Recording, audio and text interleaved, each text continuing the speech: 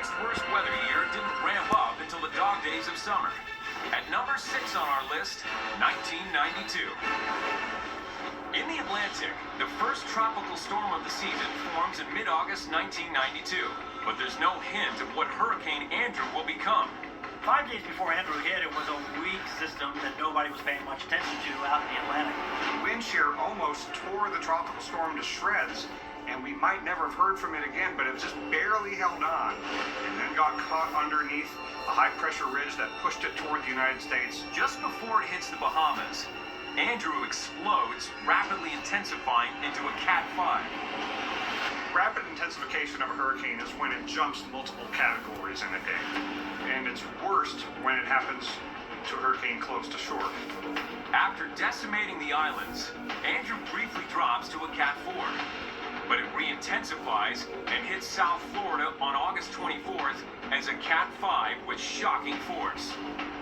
Winds gust over 175 miles per hour. Andrew is only the third Cat 5 to make landfall in the U.S.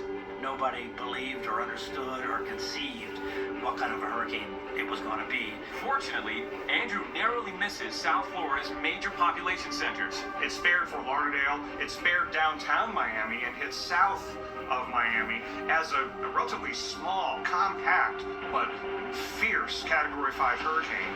40 miles south of Miami, the city of Homestead is obliterated.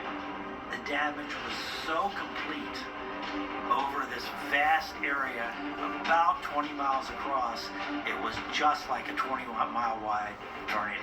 We saw nearly complete devastation of neighborhoods due to wind damage, and some of those neighborhoods never came back. The hurricane kills 26 people in the U.S. and Bahamas and causes almost $27 billion worth of damage. At the time, it's the costliest in U.S. history. Andrew, in '92, was a serious wake-up call, a grim reminder of how vulnerable South Florida is. Isolated in the Pacific Ocean, the islands of Hawaii are also vulnerable to hurricanes.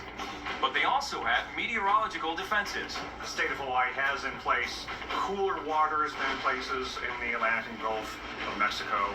Strong wind shears tends to want to tear storms apart before they can make landfall. But early 1992 is an El Nino year, and all bets are off.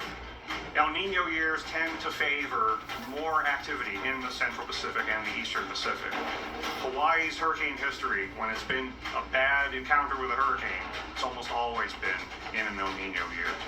And in September '92, history repeats itself as Hurricane Iniki slips the defenses and takes aim at Kauai. Iniki took the one route that can get a really strong hurricane to Hawaii to form to its south and then turn north and hit the state. Iniki slams into Kauai as a Cat 4. It is just the second hurricane to come ashore on the islands in recorded history.